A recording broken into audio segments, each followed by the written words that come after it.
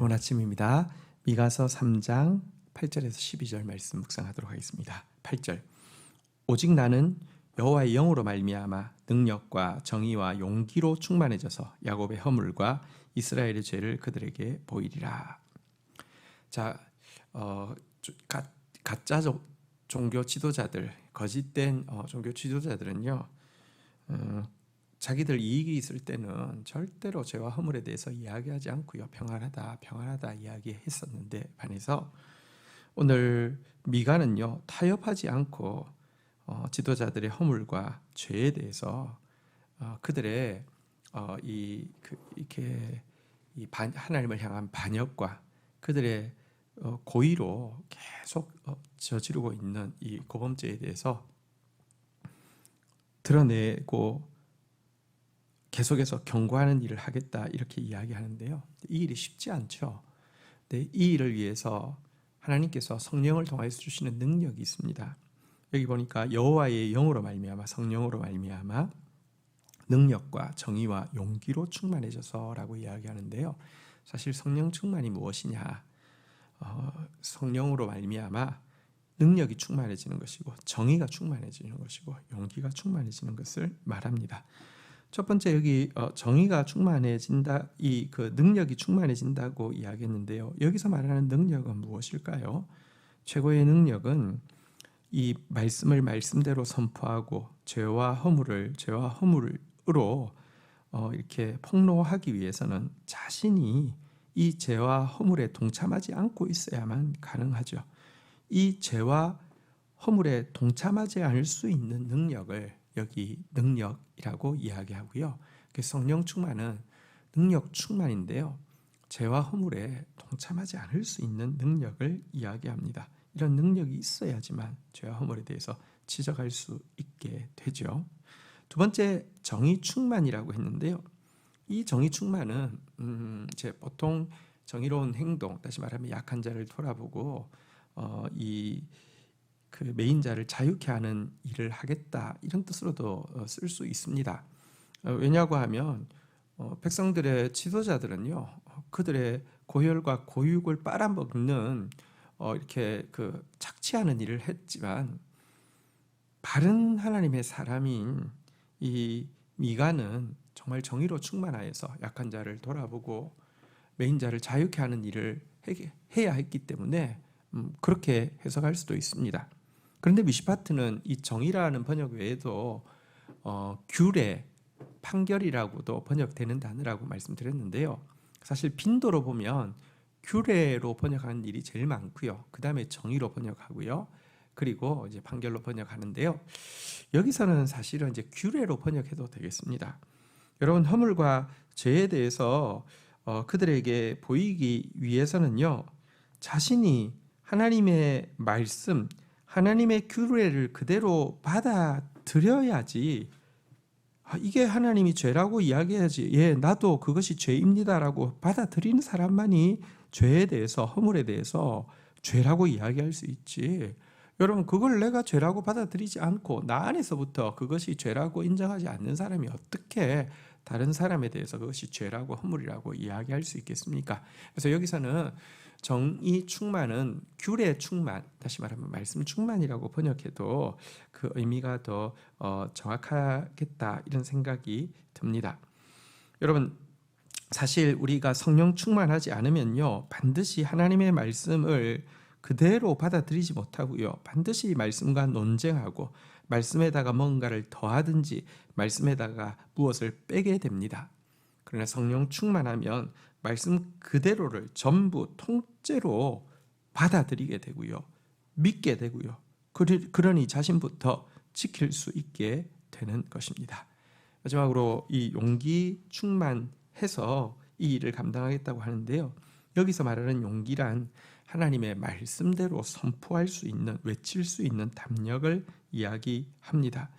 여러분, 하나님 말씀인 줄 알아도요, 사람 눈치가 보여서, 사람 기분 상할까 봐서, 이렇게 말하면 나에게 어려움이 올까 봐서 말 못하는 경우도 많죠. 그런데 성령 충만하면 용기가 충만해지고요, 용기가 충만하면 하나님 말씀을, 너희 말 듣는 것이 옳으냐, 하나님 말씀 듣는 게 옳으냐, 너희가 판단하라, 이렇게 하면서 외칠 수 있게 되는 것이죠.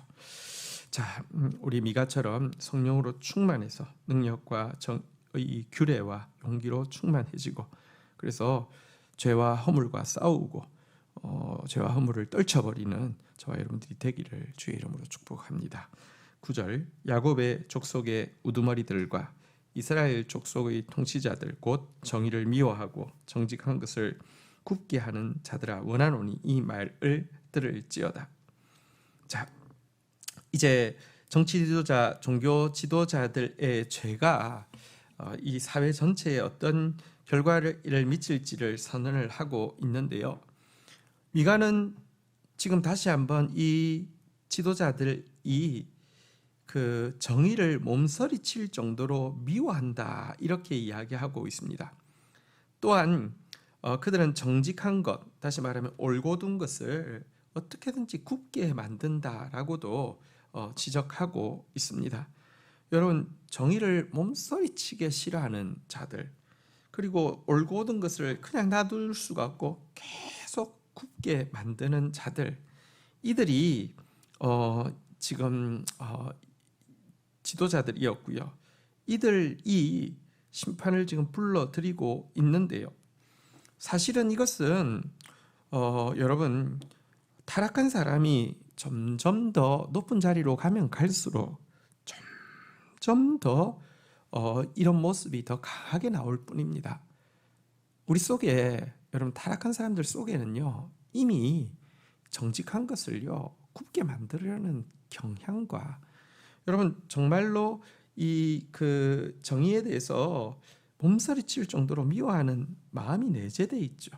내가 깨달은 것은 오직 이것이라. 곧 하나님이 사람을 정직하게 지으셨으나 사람이 많은 꾀를 낸 것이라.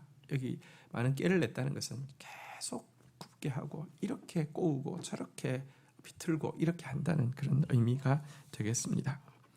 자, 그러면서 그들이 지금 하고 있는 일, 지도자들이 하고 있는 일이 무엇인지를 10절 이렇게 이야기합니다. 시온을 피로 예루살렘을 죄악으로 건축하는도다. 자, 그들이 하고 있는 일은 시온과 예루살렘을 건축하는 일입니다. 시온과 예루살렘 달리 이야기하면 성전이라고 할 수 있겠죠. 성전을 건축하는 일입니다. 악한 지도자들이 하는 일이 뭐라고요? 성전 건축하는 일이라고요. 그런데 죄악과 피로서 그것을 건축한다 이렇게 이야기하고 있습니다.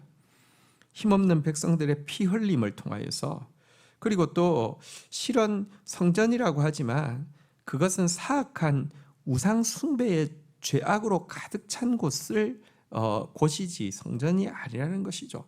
죄악으로 그냥 휘황찬란하게 만들어 놓지만 그 안에서는 더 물질을 숭배하고 권력을 숭배하고 쾌락을 숭배하는데요. 근데 명분은 성전 건축입니다. 그리고 이것을 위해서 착취하고 피 흘리게 하고요.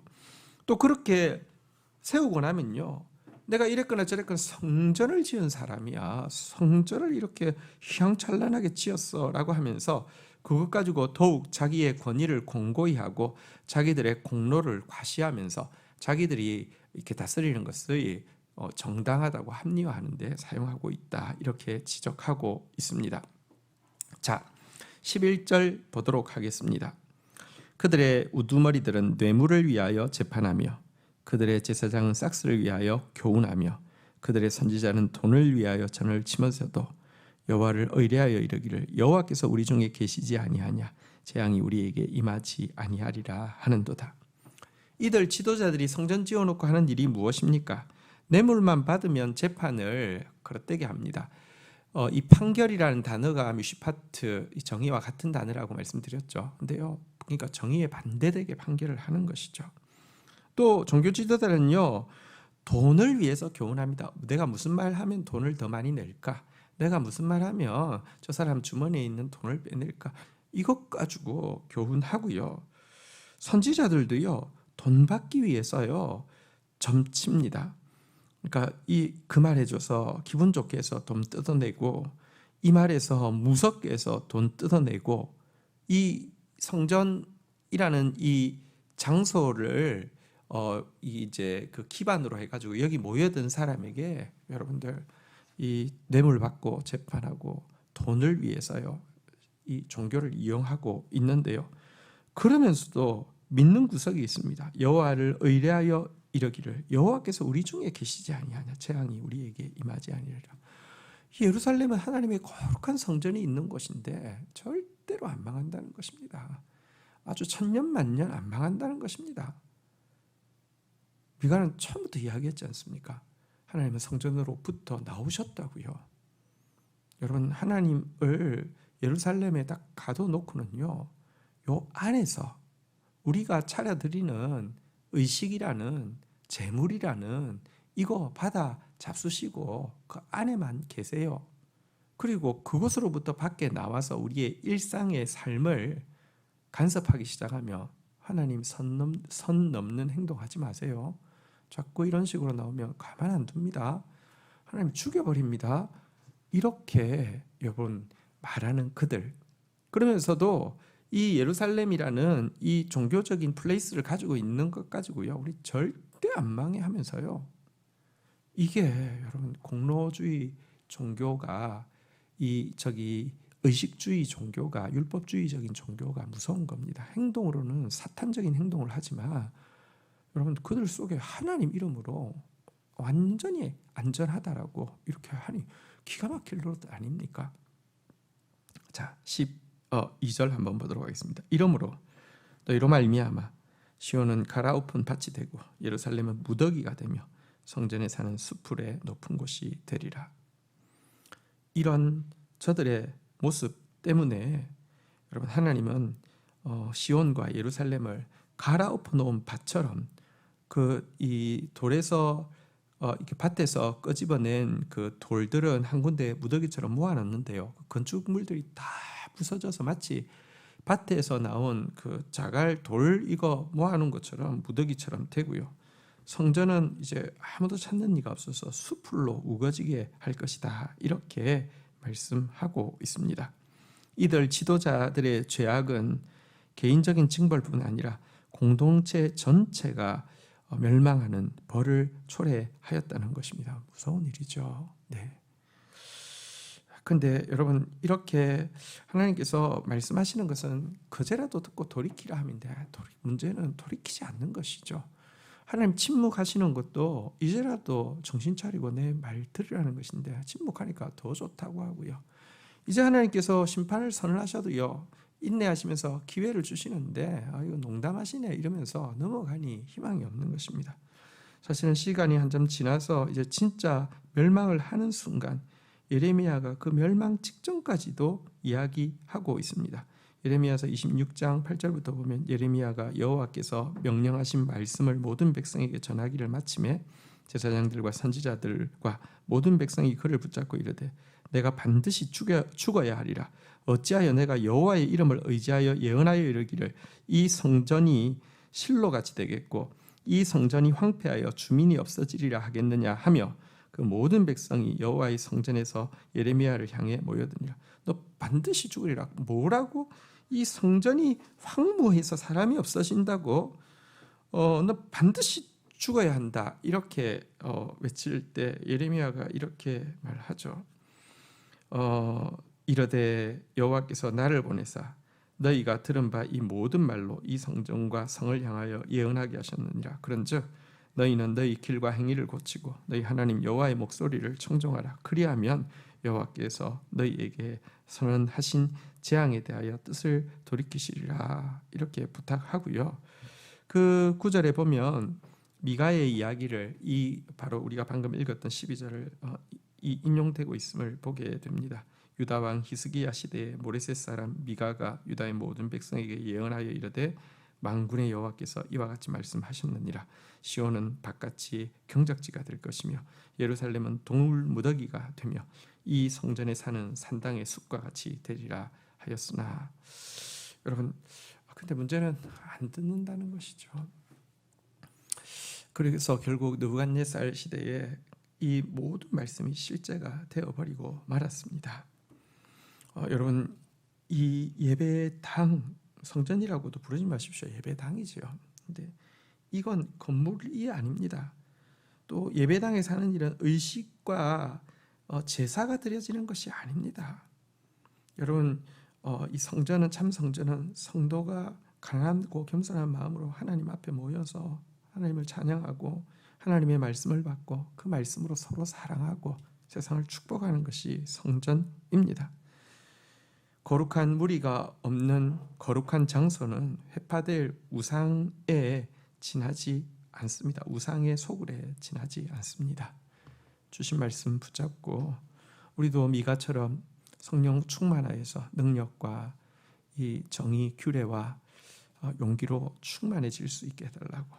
그리고 우리가 정말 이 성전에 숨어서 의식으로 가장하여서 사실은요 우리의 악을 행하고 하나님의 정말 두려운 심판을 불러오지 않도록, 또 이 나라의 영적 지도자들 또 국가 지도자들이 이와 같은 심판을 불러들이는 사람 되지 않도록 우리가 또 싸우고 중보해야 할 것입니다. 주신 말씀 붙잡고 기도하며 나가도록 하겠습니다. 하나님 감사합니다. 오늘 미가가 하나님의 영으로 말미암아 능력과 정의와 용기가 충만해져서 허물과 죄에 대해서 폭로하고 싸우겠다고 이야기하고 있는데, 주님 저희들에게 성령 충만을 주시옵소서. 죄에 동참하지 않을 수 있는 능력으로 충만케 하여 주시고 주의 말씀을 그대로 논쟁하지 않고 받아들이고 지킬 수 있는 규례로 충만하게 하여 주시고 하나님의 말씀을 그대로 담대히 선포하고 나아가는 용기로 충만한 자 되어질 수 있도록 은혜를 베풀어 주시기를 간구합니다. 시온과 예루살렘을 건축한다 할지라도 피로 짓고 죄악으로 채우고 있는 자에게 임할 것은 멸망밖에 없음을 고백합니다. 종교의 뒤에 숨어서 물질을 숭배하고 권력을 숭배하고 탐욕 가운데서 쾌락을 숭배하는 자 되어지지 않게 해 주시고 정말 말씀 붙잡고 계속 거룩한 자 되어지며 거룩한 자의 모임 되어지고 축복의 통로 되어지는 우리 교회 되어질 수 있도록 은혜를 더하여 주옵소서. 예수 그리스도의 이름으로 기도 올립니다. 아멘.